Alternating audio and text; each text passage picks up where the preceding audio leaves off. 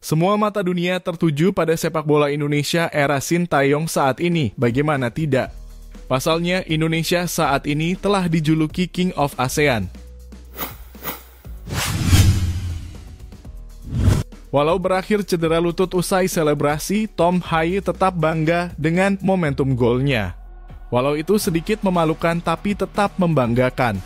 Ayo kita sama-sama berdoa agar Tom Haye segera pulih dari cederanya. Pemain timnas Indonesia Tom Haye menceritakan momen selebrasi knee slide atau berseluncur dengan lutut di Stadion Utama Gelora Bung Karno (SUGBK) pekan lalu.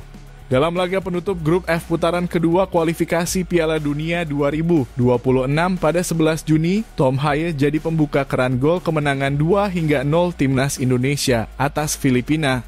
Haye menjebol gawang lawan melalui tendangan spektakuler dari luar kotak penalti. Itu adalah gol pertama Haye untuk timnas Indonesia. Tak ayal pemain 29 tahun itu terlihat begitu emosional dan langsung melakukan selebrasi. Namun tak lama setelah meluncur, Tom Haye langsung tersungkur hingga telungkup. Saya tidak tahu apa yang sebenarnya saya lakukan, saya hanya melakukan selebrasi knee slide. Sebelumnya selebrasi itu lancar di lapangan lain.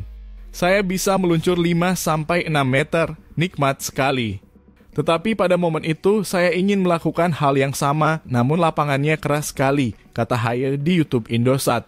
Pemain yang dijuluki Profesor itu mengaku mengalami luka di kedua lututnya. Kendati demikian, Haye merasa kegagalan selebrasi mengurangi kegembiraannya dalam merayakan gol perdana untuk timnas Indonesia.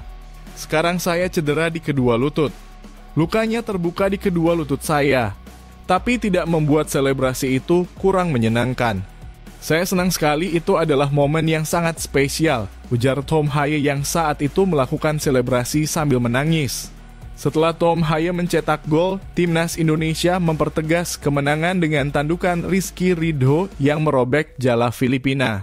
Torehan 3 poin memastikan Indonesia melaju ke babak ketiga kualifikasi Piala Dunia 2026. Ini merupakan sejarah bagi Indonesia karena untuk kali pertama skuad Garuda melangkah ke fase utama dalam kualifikasi Piala Dunia. 2 tim teratas dari 3 grup babak ketiga kualifikasi zona Asia berhak mendapat tiket langsung ke Piala Dunia 2026.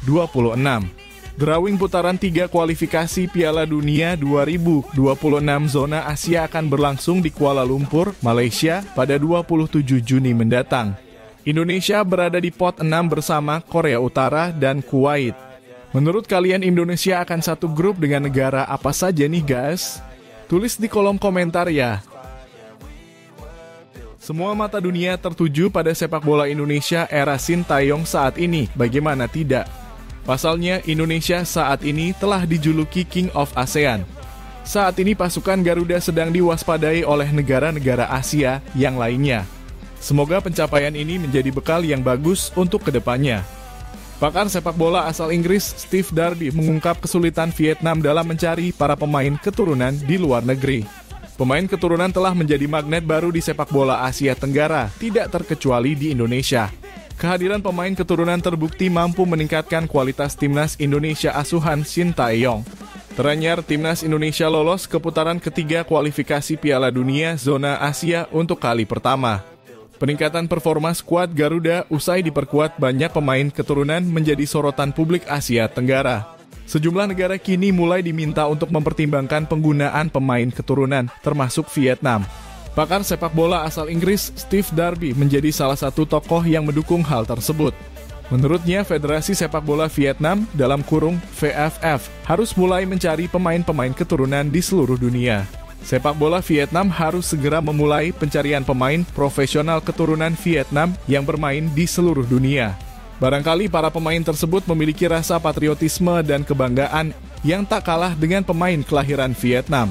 Oleh karena itu, saya sangat mendukung naturalisasi dan penggunaan pemain berdarah Vietnam seperti memiliki orang tua atau kakek nenek yang berkewarganegaraan Vietnam. Sangat masuk akal bagi para pemain ini untuk mengenakan seragam tim nasional.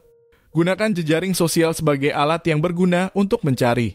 Namun jika VFF ingin mengikuti jalur naturalisasi pemain keturunan Vietnam, Mereka harus mulai mengerahkan jaringan pencarian profesional di tempat-tempat dengan komunitas besar Vietnam seperti Amerika Serikat, Australia, atau Eropa Timur.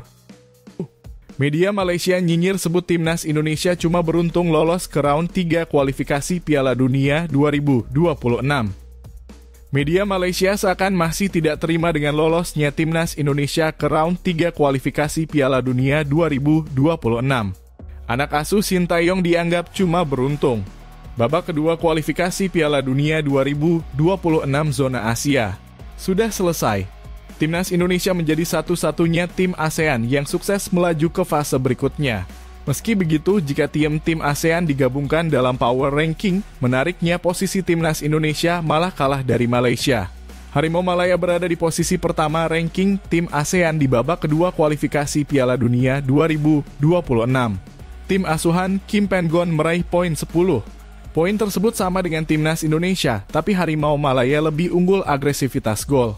Akan tetapi itu tak mengubah fakta bahwa skuad Garuda menjadi satu-satunya tim yang lolos ke fase berikutnya. Melihat klasemen ini, media Malaysia lantas tak terima. Ia menyebut skuad Garuda hanya beruntung saja bisa lolos. Media Malaysia tersebut beranggapan bahwa timnas Indonesia mendapatkan undian grup yang mudah karena bertemu dua tim Asia Tenggara lain. Bagaimana mereka dalam kurung Indonesia begitu beruntung selalu dapat grup dengan tim Asia Tenggara lainnya, tulis laporan onfootball.my. Sontak kabar ini ramai dan menyita perhatian netizen Indonesia. Banyak yang membandingkan performa Malaysia tidak sebagus skuad Garuda. Peluang Elkan Bagot perkuat timnas Indonesia pada putaran ketiga kualifikasi Piala Dunia 2026 dinilai tipis. Analisis ini diungkapkan pengamat sepak bola Indonesia, Roni Pangemanan.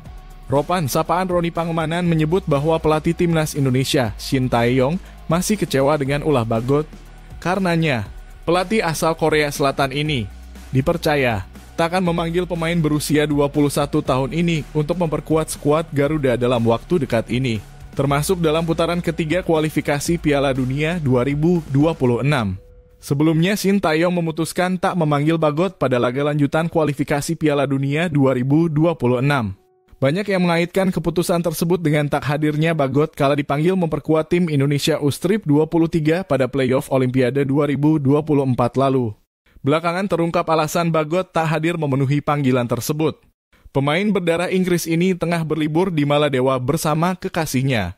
Saya rasa ini yang membuat ada rasa kecewa dan kejengkelan dari Shin Tae-yong.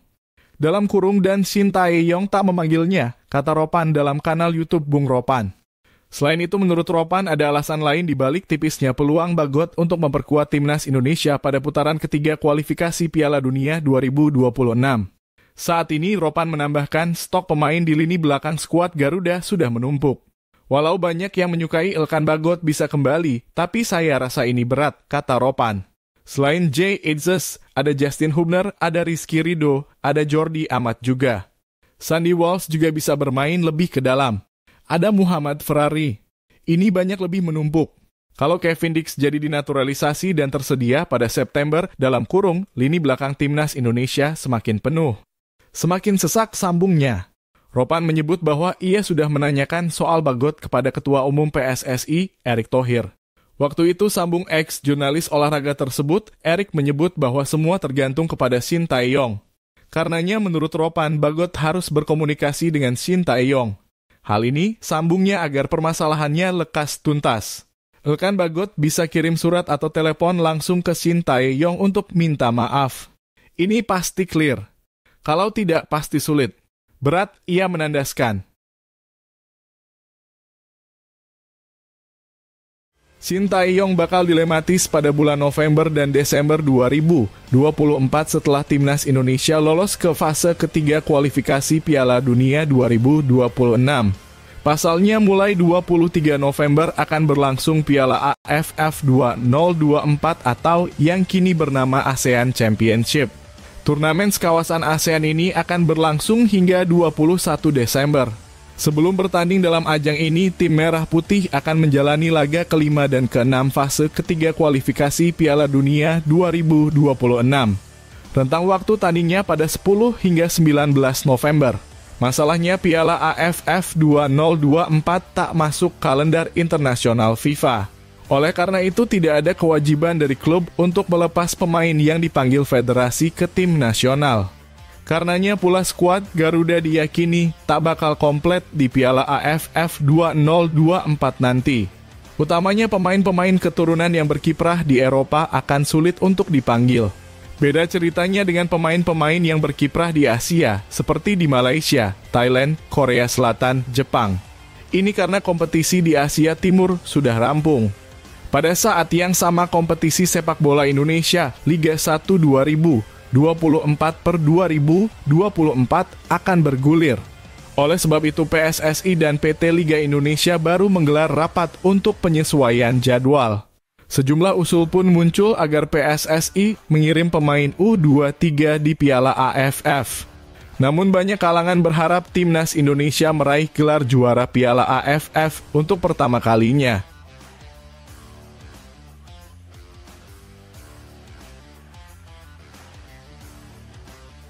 Gegerkan Belanda dan sekitarnya. Penampilan cemerlang sang Profesor Tom Haaien bisa saja membuat publik Belanda menyesal dan iri melihatnya. Bagaimana tidak sang pemain yang merupakan mantan pemain timnas Belanda junior itu kini memperkuat timnas Indonesia di level senior. Peran pentingnya sangat membantu timnas Indonesia sampai sejauh ini. Apalagi timnas Belanda dalam beberapa waktu ke depan akan mengikuti turnamen Euro 2024. Yang jelas Belanda juga membutuhkan pemain yang bisa berperan seperti Tom Haaien. Yang admin khawatirkan di sini adalah ketika fans Belanda berdemo besar-besaran meminta pihak Federasi Sepak Bola Belanda atau KNVB untuk menarik kembali Tom Haaien dari timnas Indonesia dan membatalkan proses naturalisasinya. Lalu bagaimana dengan timnas Indonesia apabila Tom Haaien ditarik kembali ke Belanda? Yang jelas banyak sekali fans Garuda yang kecewa bahkan sampai menangis jika benar Tom Haaien kembali ke timnas Belanda. Erick Thohir pun juga pasti kebingungan dengan hal ini, namun terlepas dari itu semoga saja tidak ada niatan sama sekali dari timnas Belanda untuk menarik kembali Tom Haaien dari timnas Indonesia. Karena menurut admin sangat sulit mencari pemain bertipe Tom Haaien ini. Tapi setidaknya selain masalah ini PSSI lebih baiknya mempersiapkan mencari pengganti Tom Haaien dari sekarang juga. Karena umur Tom Haaien yang hampir menyentuh kepala 3 ini yang mana untuk pesepak bola usia segitu masa prime-nya sudah habis. Bagaimana guys menurut kalian siapakah yang pantas menggantikan Tom Haaien di timnas Indonesia apabila Tom Haaien ditarik ke timnas Belanda atau sudah pensiun jadi pesepak bola? Coba tulis tanggapan kalian pada komentar di bawah ini ya. Di sisi lain, gelandang timnas Indonesia Tom Haaien masuk dalam nominasi yang tampil mengesankan di matchday terakhir babak kedua kualifikasi Piala Dunia 2026 zona Asia.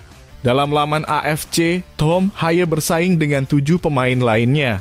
Mereka ialah gelandang Paris Saint-Germain Lee Kang-in Korea Selatan, Hassan Ma-Atok Lebanon, Id Al-Rashidi Kuwait, Martin Boyle Australia, RI Joggu Korea Utara, Nur Al-Rawabdeh Yordania, dan Sanjeb Bista Nepal. Tom Haaien terpilih masuk nominasi lantaran dinilai memberikan kontribusi bagi timnas Indonesia melawan Filipina di Stadion Utama Gelora Bung Karno, Senayan, Jakarta, Selasa 11 Juni 2024. Pemain kelahiran Amsterdam itu mencetak gol perdananya pada laga itu. Timnas Indonesia pun menang dengan skor 2-0 dan lolos ke putaran ketiga kualifikasi Piala Dunia 2026 dan ke Piala Asia 2027. Gelandang kelahiran Belanda, yang menandai debut internasionalnya pada pertandingan kualifikasi bulan Maret melawan Vietnam dengan sebuah assist, mendapati dirinya memiliki banyak ruang di luar kotak penalti dan melepaskan tembakan melengkung yang tidak dapat dijangkau oleh kiper Filipina Kevin Mendoza dan memecah kebuntuan untuk pertandingan tersebut. Tulis AFC. Voting akan ditutup pada 16 Juni 2024. Sementara itu di putaran ketiga, timnas Indonesia masuk dalam pot 6 alias pot terbawah bersama Korea Utara dan Kuwait. Karena itu, skuad Garuda berpotensi berada dalam grup yang diisi oleh tim kuat. Timnas Indonesia bisa saja satu grup dengan Jepang, Iran, Korea Selatan, Irak, Australia, hingga Arab Saudi. Undian putaran ketiga kualifikasi Piala Dunia 2026 zona Asia akan digelar pada 27 Juni 2024.